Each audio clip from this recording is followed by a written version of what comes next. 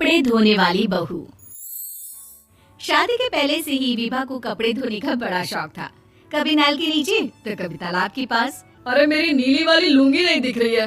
विभा की अम्मा, कहाँ रखी है लुंगी? अरे वो तो विभा ने परसों ही धोकर रखी थी आपकी अलमारी में, देखो वहीं होगी। वो ना मैंने आज धो दी, मुझे लगा कि गंदी हो गई होगी। अरे कैसे गंदी हो गई थी? उसे तो मैंने पहना भी नहीं। हे भगवान, इस लड़की के कपड़े धोने की आदत से परेशान हो गया हूँ मैं। जितना तो घर में राशन नहीं आता, उससे कहीं ज्यादा डिटर्जेंट पाउडर का खर्चा है। इसकी शादी करवा दो, शादी जाए अपने घर में ही करे काम, फिर चाहे घर के कपड़े धोने हो या पूरे गांव के। हाँ ठीक बोल रही हूँ, देखता हूँ मैं कोई लड़का। वो दिन भी आ जाता है जब विभा को देखने लड़के वाले आ जाते हैं। लड़की मुझे अच्छी लगी।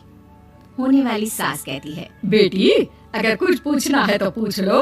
वैसे तो हमारी लड़की बहुत ही शर्मीली है, जो बोल दो वो मान लेती है, इसे क्या पूछना होगा। अरे कैसी बात कर रही हो माँ, मुझे इन लोगों के घर रहना है, सवाल तो कई है। हाँ हाँ बेटा, पूछ लो ना, क्या पूछना है।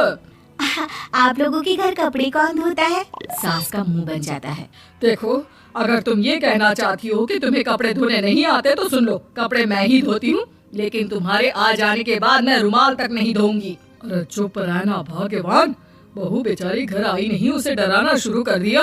वो क्या है ना बिटिया, अभी तक तो ये कल्लू की माँ ही धोती थी, लेकिन अब तुम्हारे पापा तो दहेज में वॉशिंग मशीन देंगे ही।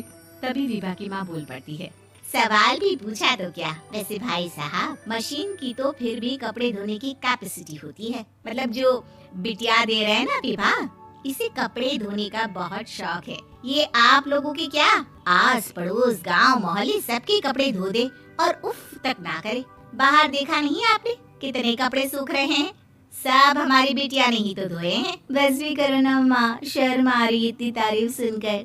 और तो और एक दाग निकाल कर दिखाओ तो मान जाओ। हाँ अच्छा अच्छा, माफ करना बेटा, मैंने गलत समझा।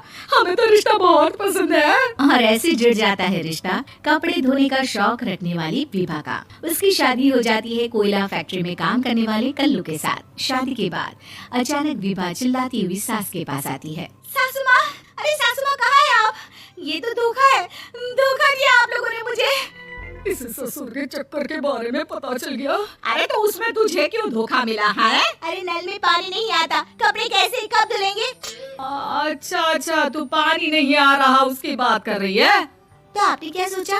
कुछ नहीं। अच्छा, तेरी माँ ने कहा था कि कपड़े धोने का शौक है तुझे, याद आया मुझे।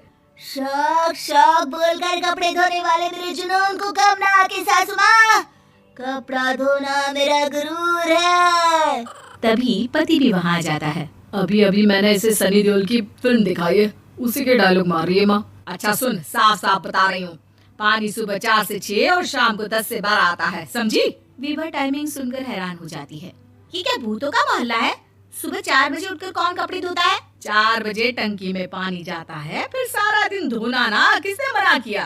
अरे कैसी बात कर रही है, 200 लीटर की टंकी में कितने कपड़े धो लूंगी मैं, सुबह ही उठ जाऊंगी मैं। अब क्या था, विभा सुबह 4 से लेकर रात के 12 बजे तक कपड़े ही धोती रहती। एक रोज सास पड़ोस से निकलकर कहीं जा रही होती है कि साथ वाली कहती है, हाँ कल्लू की माँ, जरा ये बताओ कि 2 साड़ी है, 2 ब्लाउज और एक पेटीकोट और एक नाड़ी वाला लंबा कच्छा। हाँ तो? अरे तो क्या, कितना लोगी धुलाई ये बताओ। धोबन दिख रहे हैं हम क्या? हमारे पति सरकारी नौकरी से अभी अभी रिटायर हुए हैं और बेटा सुपरवाइजर है कोयला फैक्ट्री में। धोबन समझ रखा है हमें। हाय रे कल्लू की अम्मा, माफ कर दो, वो तो मोहल्ले में यही सब बता रहे थे कि तुमने बहू को कपड़ा धुलवाने के काम में लगा दिया है। सास को पड़ोसन की बात सुनकर गुस्सा आ जाता है। वो घर पहुंचती है जहां घर के बाहर ही इतने सारे कपड़े सूख रहे होते हैं जितने कि किसी धोबन के घर पर। अरे ओ कल्लू की दुल्हन, बाहर निकल। माँ जी यहीं आ जाओ, बाथरूम में चादर धो रहे हैं हम। अरे अभी हम धोते हैं, तुमको बाहर निकलो। ये आस पड़ोस वाले बोल रहे हैं कि हम बहू से कपड़े धुलवा धुलवा कर उसे कपड़ा धोने वाली बना दिए हैं। अरे छोड़ो ना माँ जी, किन लोगों की बातों में आती हो? आस पास के लोगों का तो काम ही होता है कि वो किसी तरह सास बहू को लड़ा दे। बहू सारे घर के कपड़े धोती है, ये क्या कम है? बोलिए। सास को भी लग जाता है कि वो बहू का ये संकीपन नहीं छुड़वा सकती, इससे अच्छा है कि खुद ही चुप हो जाए। एक रोज सास और बहू मंदिर जाते हैं, जहाँ सास की साड़ी वहाँ खड़ी भीख मांगने वाली से मिलती है। माँ जी क्या बात है, आपकी साड़ी उस भिखारन से कितनी मिल रही है ना? हाँ हाँ देखो तो, दोनों की साड़ी मिल रही है। क्या बात है कल्लू की अम्मा, तुम खुद को तो अफसर की बीवी बताती हो और ऐसी सिंपल सी प्लेन साड़ी पहनकर घूमती हो। सिंपल और प्लेन नहीं है ये साड़ी। तो क्या सोने के धागे से फूल बने हैं? कुछ भी सासू माँ, कुछ भी। हाँ बने थे इस साड़ी में सोने के धागे से फूल। मेरे पति लेकर आए थे मद्रास से स्पेशली मेरे लिए 10,000 की। ताहे भाई साहब इस भिखारन के लिए भी सेम टू सेम साड़ी लेकर आए होंगे 10,000 की। सास उस वक्त कुछ नहीं कहती, लेकिन बहू के साथ घर आती है और अलमारी से एल्बम निकाल कर लाती है। ये साड़ी देख रही है, ये वही साड़ी है जिसे मैंने अभी पहना था। इस साड़ी में ये जो चमकदार फूल दिख रहे हैं ना, ये सोने के धागों से काटे गए हैं। लेकिन तू लोकल वॉशिंग मशीन ब्रश से घिस घिस कर सारे फूलों को निकाल कर साड़ी प्लेन कर दी।